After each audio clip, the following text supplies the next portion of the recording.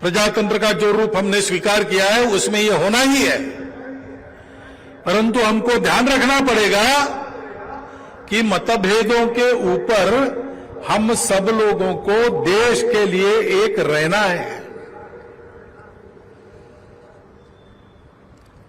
देश के लिए राजनीतिक स्वतंत्रता, आर्थिक स्वतंत्रता का प्रावधान संविधान में किया गया है, परंतु सामाजिक समता के बिना ये आर्थिक और राजनीतिक समता, स्वतंत्रता प्रत्यक्ष में नहीं आएगी। और इसलिए उसका क्या करेंगे, उसको हमको लाना पड़ेगा। समाज के भेदों को मिटाना पड़ेगा। हमारा समाज अलग अलग तबकों का समाज, उसको एक होना है ऐसा नहीं है। हम एक समाज है पहले से। बीच के कालावधि में हमने ही अपने हाथ से ये अलग अलग वर्ग, जाति आदि निर्माण करके उसमें दूरियां बनाई। ये अब मैं कह रहा हूं, विदेशी लोगों ने उसका लाभ लेकर उसको और चौड़ा बनाया। इस चक्रव्यूह के बाहर हमको आना पड़ेगा, एक बनना पड़ेगा, क्योंकि आखिर ये सब सपने हमको साकार करने हैं। राष्ट्रीय स्वयंसेवक संघ की स्थापना भी क्यों हुई? डॉक्टर हेडगेवार बचपन से देश के लिए चलने वाले हर काम में सक्रिय थे। देश के स्वतंत्रता के लिए उत्कट इच्छा उनके भी मन में थी। उसके लिए सब कुछ न्योछावर करने की उनकी तैयारी मन की हो चुकी थी। माता पिता दोनों बचपन में चले गए, इसलिए घर का कोई पास उनके पास नहीं था। घर संभालने का दायित्व भी नहीं था, इसलिए देश के लिए चलने वाले हर काम में उन्होंने भाग लिया। समाज सुधार के काम हो, समाज प्रबोधन के काम हो, समाज में आर्थिक उन्नति करने के लिए कोऑपरेटिव बैंक जैसे उपक्रम हो, समाज के प्रबोधन के लिए वृत्तपत्र चलाना, उसके संपादक बनना हो, स्वतंत्रता के लिए आंदोलन के मार्ग से चलने वाला कांग्रेस का काम हो, अथवा शस्त्राचार से ब्रिटिशों को भगाने की आकांक्षा रखने वाले क्रांतिकारक हो, जो जो भी समाज के उन्नति स्वतंत्रता के लिए चलता था उसके वो कार्यकर्ता बने। प्रामाणिकता से सब कार्यों का उन्होंने अनुभव लिया। स्वयं भी आंखें खोलकर समाज की स्थिति का निरीक्षण किया, चिंतन किया, और इन सारे कार्यों के उनके समकालीन धुरीण जो थे उनके साथ भी उनका घनिष्ठ संपर्क आया, चर्चाएं हुई। गांधी जी, सुभाष बाबू, सावरकर, मदन मोहन मालवीय, चंद्रशेखर आजाद, राजगुरु, कितने ही लोग उनके संपर्क में आए। वो काम करने वाले कार्यकर्ता थे उनके साथ, और सबके विचार जानने के बाद उनको ध्यान में आया कि सबके मन में एक बात जरूर है, विषय सबके अलग अलग है। डॉक्टर बाबा साहब अंबेडकर के साथ भी उनका संबंध था। पूना में संघ शिक्षा वर्ग में डॉक्टर बाबा साहब अम्बेडकर आए थे। उस समय उनके साथ जो लोग थे उनमें से एक बाद में महाराष्ट्र में एमएलए बने स्वतंत्रता के बाद। उन्होंने अपना आत्मचरित्र लिखा, उसमें ये बात लिखी है। भोजन के समय पहुंच गए, भोजन शुरू होने ही वाला था, जब पता चला कि द्वार पर ये सब लोग आए हैं। डॉक्टर साहब ने स्वयंसेवकों को कहा, अभी रुको, भोजन प्रारंभ मत करना। स्वयं उठकर गए, सब लोगों को ले आए, साथ बिठाकर सबने आनंद से भोजन किया। डॉक्टर बाबा साहब अम्बेडकर ने स्वयंसेवकों से बातचीत की, परख के देखा संघ में जाति भेद है कि नहीं, और बाद में दोपहर बौद्धिक वर्ग डॉक्टर हेडगेवार का होना तय था। डॉक्टर बाबा साहब अम्बेडकर को डॉक्टर हेडगेवार ने कहा कि आप स्वयंसेवकों को कुछ बताइए। उनका बौद्धिक वर्ग हुआ। उसमें उन्होंने भारत से सब प्रकार के भेद मिटाने की बात स्वयंसेवकों को कही। ये प्रसंग हुआ है, तो उनको ध्यान में आया कि सबने अपना अपना विषय चुना है, उसमें लग गए हैं, वो सारी बातें एक न एक दिन होकर रहने वाली है, इतने ये सारे लोग तपस्वी है, महापुरुष है। लेकिन सबके मन में एक बात है कि बार बार आक्रामकों के द्वारा पराजित होने की बारी अपने देश पर क्यों आई?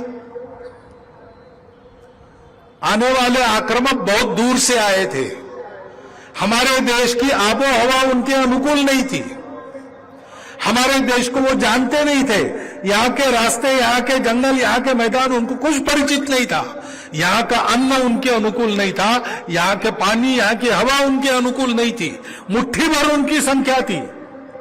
हम लोग सोने की चिड़िया थे, ज्ञान का भांडार हमारे यहां से दुनिया के लिए दिया जाता था, हमारे शूरवीर सुरमाओं की धाक सारे दुनिया में थी। ऐसी परिस्थिति में मुट्ठी भर बर्बर आक्रामकों ने हजारों मील दूर से आकर बार बार हमको पराजित किया। ये इतिहास क्यों बना?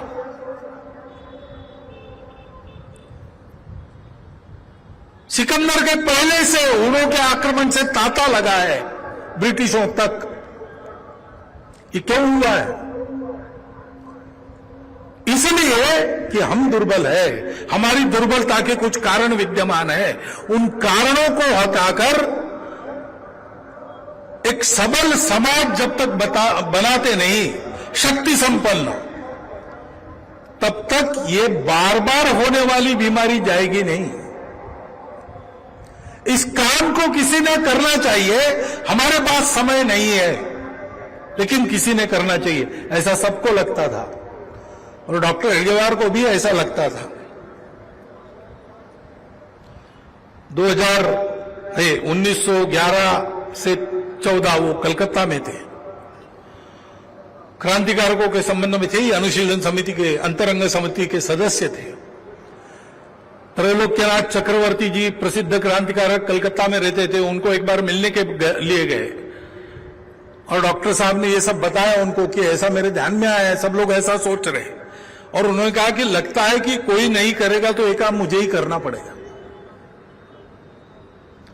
डॉक्टर साहब की जन्मशती के समय समिति बनाते समय त्रैलोक्यनाथ जी चक्रवर्ती जो दिल्ली में आ गए थे रहने के लिए, बहुत आयु हो चुकी थी, उनको समिति सदस्य बनाने के लिए हमारे कार्यकर्ता गए, तब उन्होंने ये बात बताई। और इसलिए एक शक्ति संपन्न, भेद रहित, गुण संपन्न, और जिसके सामने देश का हित अपने जीवन कार्य के नाते संकल्प में मन में पक्का है, ऐसा हिंदू समाज बनाने के लिए संघर्ष शुरू हुआ। अपने स्वतंत्रता को अपने त्याग बलिदान परिश्रम से हमको देने वाले इन सभी महापुरुषों के संकल्पों को सत्य सिद्ध करने वाला समाज गढ़ना पड़ेगा। उसके लिए संघ का कार्य है, और संघ को कुछ नहीं चाहिए। परम वैभव संपन्न विश्वगुरु भारत के समाज से गढ़ेगा, और इसलिए हमको भी विचार करना पड़ेगा। स्वतंत्र होकर 75 वर्ष हुए, डॉक्टर बाबा साहब आंबेडकर जैसे और उनके समकालीन और सभी महापुरुष जिन्होंने देश के लिए प्रामाणिकता से, निस्वार्थ बुद्धि से किसी न किसी क्षेत्र में काम किया, विचारधारा कुछ भी हो, जिनकी प्रामाणिकता थी, जिनका त्याग था, उन लोगों के संकल्प भी थे। भारत के करोड़ों करोड़ों लोगों की आकांक्षाओं को सत्य सिद्ध करने के लिए उन्होंने एक एक कार्य चुना था, उसमें कुछ संकल्प लिए थे। उन संकल्प को सत्य सिद्ध करने के लिए आवश्यक योग्यता लाने का हमारा क्या प्रयास चल रहा है? क्योंकि आखिर निर्भर तो इसी पर करता है। चुनौतियां बहुत है। आज हमारा देश दुनिया में बड़ा हुआ है, उसकी प्रतिष्ठा बनी है, उसका वजन बढ़ रहा है, उसकी संपत्ति बढ़ रही है। देश की जनता में देशभक्ति का संचार फिर से होने लगा है और फलस्वरूप G20 का नेतृत्व करने का अवसर भी इस बार अपने देश को मिला। ये गौरव भी बढ़ रहा है, परंतु संकट भी है। पश्चिम सीमा, उत्तर सीमा हम निश्चिंतता से सो सकते हैं, इतनी सुरक्षित नहीं है। हमारे सैनिकों को तो जागना ही पड़ता है, हमको भी जागना पड़ता है।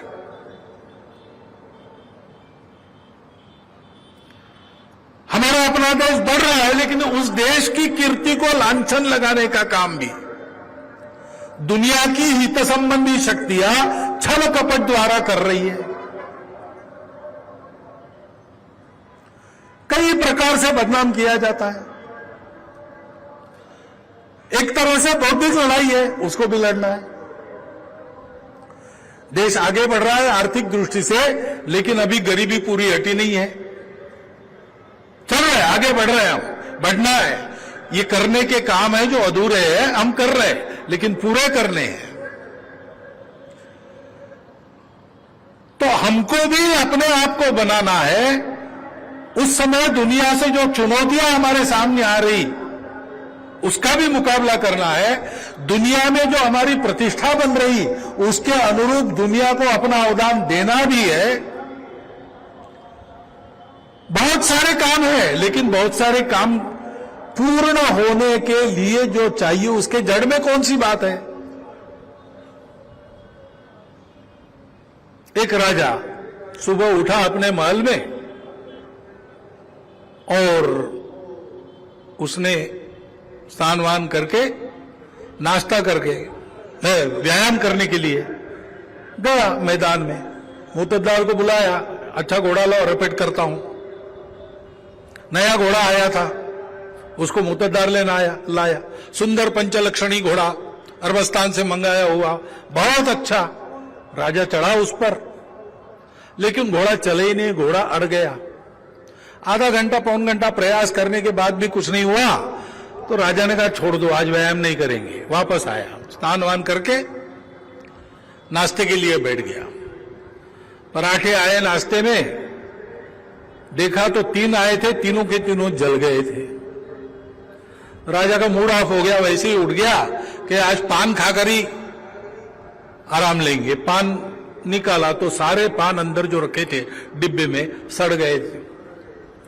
तो राजा विचार मग्न हो गया कि ऐसा क्यों हुआ, घोड़ा क्यों अड़ा, रोटी क्यों जली, पान क्यों सड़ा। जो रास्ते में मिले उसको वही पूछता जाए। दरबार में आया, पहला प्रश्न वही पूछा। लोगों को समझ में नहीं आया क्या प्रश्न है, घोड़ा क्यों अड़ा, रोटी क्यों जली, पान क्यों सड़ा। तो एक अनुभवी वृद्ध दरबारी था, उसने ध्यानपूर्वक राजा की मुद्रा देखी, राजा के ये प्रश्न सुने और उत्तर दिया, महाराज एक ही कारण है, घुमाया नहीं इसलिए। घोड़े को जिस मैदान में रपेट करवानी है उसका परिचय करवाते, उसको घुमाते हैं, बाद में वो जाता है। नए ग्राउंड पे एकदम पैर रखने को घोड़ा हिचकिचाता है, और रोटी सेकते समय घुमा ही नहीं, पलटा ही नहीं, तो जल जाती है। और पान खाने वाले शौकीन लोग जानते हैं, पानदान में पान बदलने पड़ते हैं, उलट फेर करके रखने पड़ते, नहीं तो सड़ जाते हैं। से अपने देश के सामने करने को कुछ है, चुनौतियां कुछ है, ऐसी बहुत सारी बातें हैं, लेकिन मूल में एक ही बात है कि इन सबको कर सकने वाला शक्ति संपन्न, गुण संपन्न, एकता युक्त, समता युक्त और शोषण मुक्त समाज जीवन चाहिए। क्योंकि बड़ा करने वाला देश को तो समाज होता है।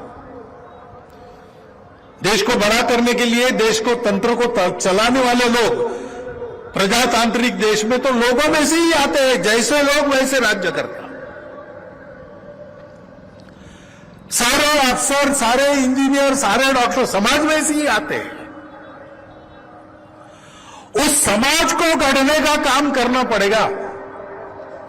और यह गढ़ना कैसे होता है? तो किसी भी काम के लिए तैयार होना है तो रोज व्यायाम करना पड़ता है, रोज अभ्यास करना पड़ता है। परीक्षा में मेरिट आना है तो भी रोज, कोई कुश्ती जीतनी है तो भी रोज, अभ्यास है, व्यायाम करना ही पड़ता है। देश को बड़ा करने का इतना बड़ा काम है तो उसके लिए रोज का व्यायाम कौन सा है? वो एकमात्र व्यायाम संघ की शाखा है। संघ शुरू हुआ तब ये शाखा किसी को समझ में नहीं आती थी। आज भी बहुत समझ में आती है ऐसा नहीं है, लेकिन इस शाखा से कुछ होता है ये तो सबके ध्यान में आ गया है, क्योंकि 98 साल की तपस्या में इस शाखा में ऐसे निकले स्वयंसेवक बहुत कुछ कर रहे हैं।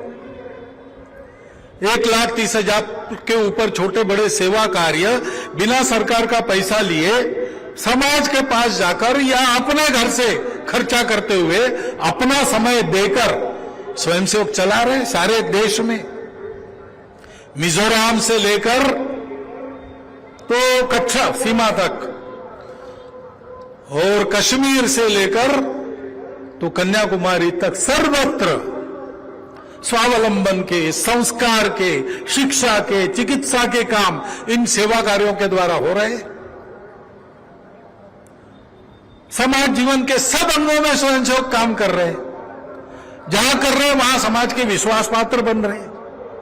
फलस्वरूप समाज भी आज संघ को आस्था की नजर से देख रहा है और चाहता है कि संघ कुछ करे, लेकिन कोई कुछ करे ऐसे काम नहीं होगा। हमारा काम हम सबको खुद को करना पड़ेगा। जैसा मैंने कहा, समाज बलवान होना चाहिए तब सब होता है। कोई एक व्यक्ति, एक पार्टी, एक तत्वज्ञान, एक नारा, एक अवतार, एक महापुरुष देश को बड़ा नहीं कर सकता, देश की समस्याएं पूर्ण रूप से नष्ट नहीं कर सकता।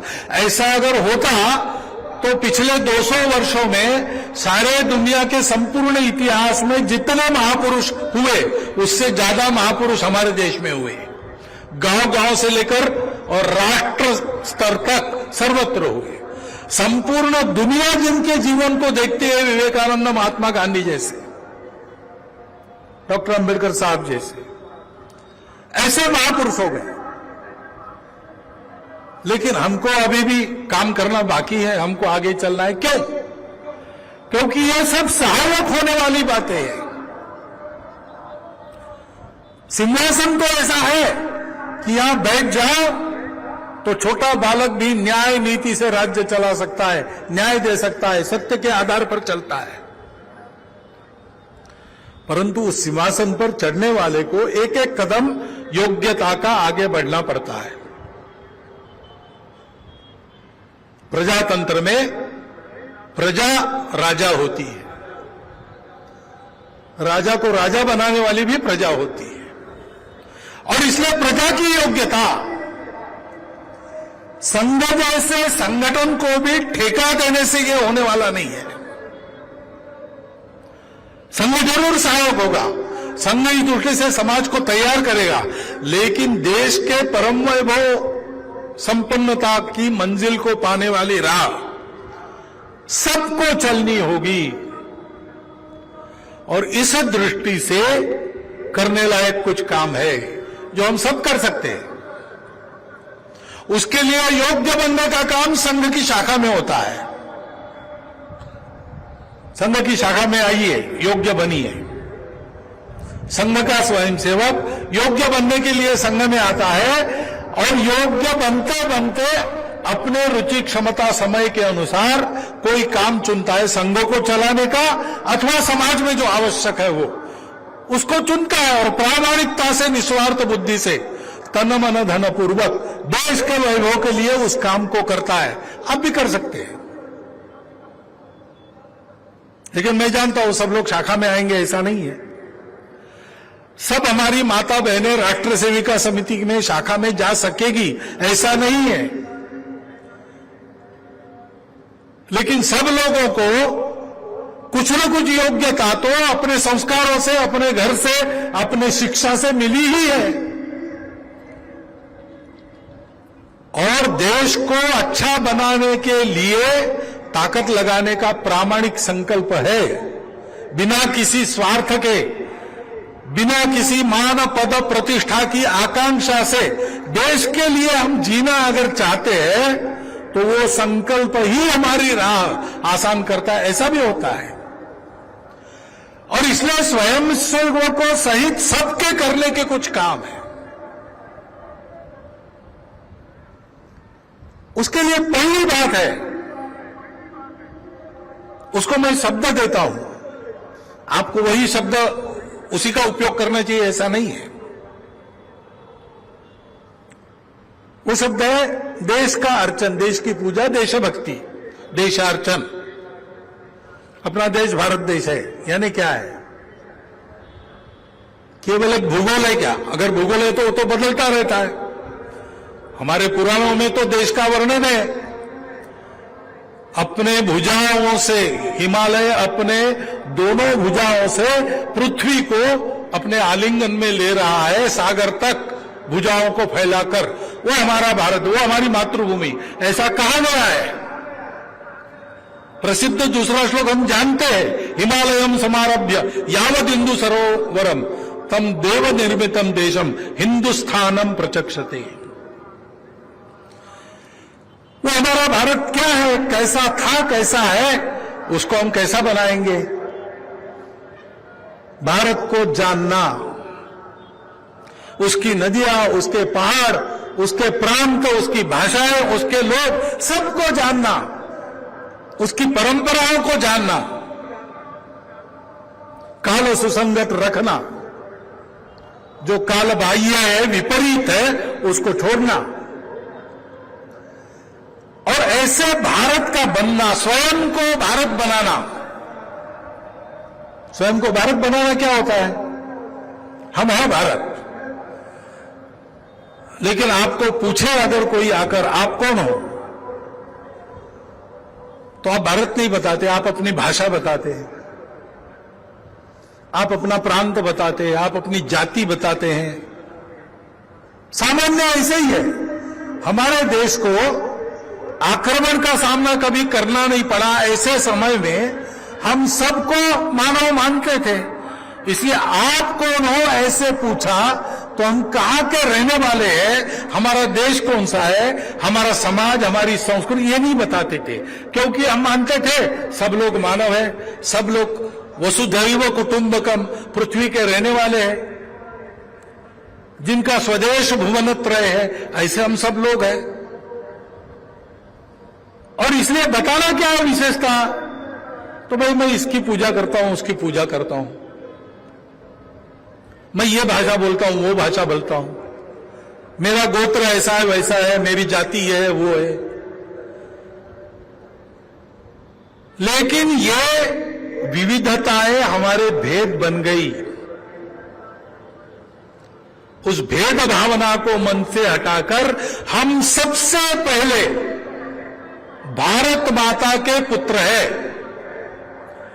उसकी जो सनातन प्राचीन परंपरा है, जिसमें अनेक पूजाएं हैं, अनेक मतपंथ संप्रदाय है, अनेक जात पात है, जाएगी, लेकिन आज है।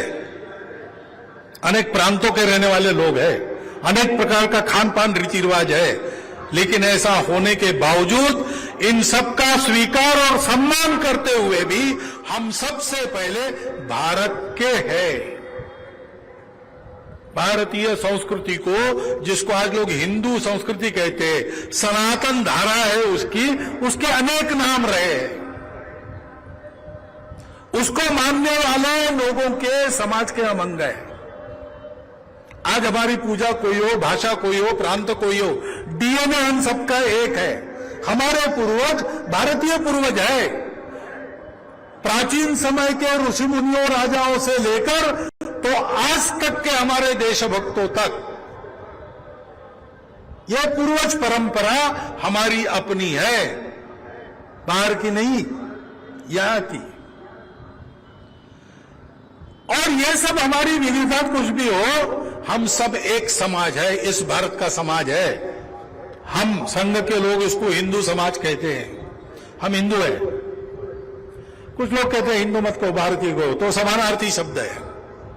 वो केवल भूगोल से संबंधित नहीं है, संस्कृत संस्कृति और पूर्वजों से भी उसका संबंध है, और वो परंपरा बहुत पहले जाती है। ऐसे हम लोग हैं। ये जानना, इसको मानना और बनना, किसी जाति में, किसी भाषा में, किसी पंथ संप्रदाय में हमारा जन्म हुआ, लेकिन मैं भारत को पहले रखूंगा। उसके हित की बात मेरे हित की बात है, मेरे हित की बात उसके हित के विरुद्ध जाती है तो मैं अपने हित की बलि दूंगा। ये हमारी छोटी छोटी पहचानें हैं, उन सबका सम्मान है, उन सबका आदर है, लेकिन भारत की पहचान के पीछे ये सब छोटी है। इसको कहते हैं ऐसे चलना, ऐसे रहना, ऐसा विचार करना, मन वचन कर्म से ऐसे बनना। ये देश की पूजा है। जिसकी पूजा करते हैं वैसा बनना, ये वास्तविक पूजा है। शिवो भूत्वा शिवम भवेत्, भारतो भूत्वा भारतम यजेत, ये देश की पूजा। दूसरी बात है, अपने देश के सभी वासियों के प्रति मन में सद्भावना रखकर काम करना। वो सब अपने हैं, उन सबको अपने साथ जोड़कर देशभक्ति के इस मार्ग पर आगे बढ़ाना है। आज वो दिखते कुछ भी होंगे, बोलते कैसे भी होंगे, हम सुरक्षित रहे इस काम को करने के लिए इतनी शक्ति और नीति रखते हुए इन सबको एक करके आगे बढ़ाना है।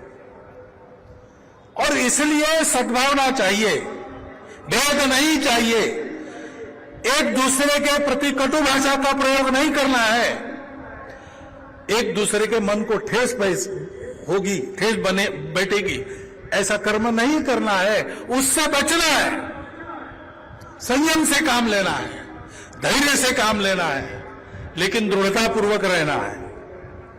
धैर्य और संयम दुर्बलों को शोभा नहीं देता है, शक्ति संपन्न का भूषण है क्षमा। और इसलिए शक्ति संपन्न बनना अपनी एकता के बल पर, सब प्रकार की गुणवत्ता अपने में चाहिए, लेकिन उसका उपयोग करने के लिए अच्छा शील चाहिए। प्रज्ञा, शील और करुणा ये तथागत की मार्ग की विशेषता है। अपने संस्कृति में ही कहा है, विद्या विवादाय धनम मदाय शक्ति परेशान परपीडनाय खलस्य। इसे दुष्ट करते हैं, विद्या से विवाद करते हैं, धन से मदमस्त हो जाते हैं, और शक्ति का उपयोग सबको पीड़ा देने के लिए करते हैं। लेकिन साधु सज्जन जो है उनका अलग रहता है, ज्ञानाय दानाय च रक्षणाय, विद्या का उपयोग ज्ञान देने के लिए, धन का उपयोग दान करने के लिए, और शक्ति दुर्बलों के रक्षा के लिए। दुर्बलों की, अन्याय पीड़ितों की गुंडागर्दी से रक्षा करते हुए सबके प्रति सद्भावना रखकर चलना, सबको उस सद्भावना से जोड़ना, सबको उस सद्भावना के पथ पर देश के लिए प्रेरित करना। तीसरी बात है ऋण मोचन। हम अपने देश के कारण है, भारत की प्रतिष्ठा बढ़ी तो भारतीयों की प्रतिष्ठा बढ़ी। हमारा सब कुछ अपने देश ने दिया है, समाज ने दिया है, हमारी सनातन परंपरा संस्कृति ने दिया है। हम जो कुछ है उसके कारण है, उसके कारण हमारी शक्ति है, हमारे संस्कार है, हमारी पहचान है, हमारा स्थान है, हमारा रोजगार है, सब कुछ हमारे देश की स्थिति के कारण हमारा ठीक है। हमने उससे लिया है, उसको वापस करने के लिए हम कमा रहे हैं। हमारी आर्थिक शक्ति, हमारी शारीरिक शक्ति, हमारी बौद्धिक शक्ति, हमारी मनस शक्ति, सबका उपयोग अपने देश को, अपने समाज को, अपने संस्कृति को, धर्म को आगे बढ़ाने के लिए हमको करना है। जितना अपने लिए चाहिए, अपने परिवार के लिए चाहिए, न्यूनतम उतना रखना, बाकी सब दे देना समाज के लिए, देश के लिए। समय से लेकर सब बातें, समय, धन संपत्ति, विचार, सब कुछ। रोटी, कपड़ा, मकान, स्वास्थ्य, शिक्षा, अतिथि सत्कार, ये गृहस्थ धर्म है, वो 6 कर्तव्य है। और समाज में जाते समय थोड़ा बहुत अच्छा अपने अपने पद प्रतिष्ठा के रूप थोड़ा बहुत रहना पड़ता है। वो कुछ ऐसी अतिरिक्त आवश्यकताएं हैं, इतना छोड़कर बाकी अपना नहीं है। चैन अय्याशी हमारी नहीं है। ये जो ज्यादा का है वो दे देना है, वो लगा देना है, और अपना काम कम से कम चलाकर अधिक से अधिक देना है, क्योंकि देश को गति से आगे बढ़ाना है। इसको मैं कहता हूं ऋण मोचन। ऋणायाम पर उससे विमोचित होना है, मुक्त होना है। मुक्त तो हो नहीं सकते, जन्म भर सेवा करते रहेंगे। और चौथी बात है अनुशासन।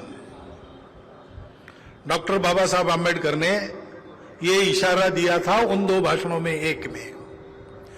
उन्होंने कहा कि अब हम स्वतंत्र हो गए, अब ब्रिटिशों का राज्य नहीं है,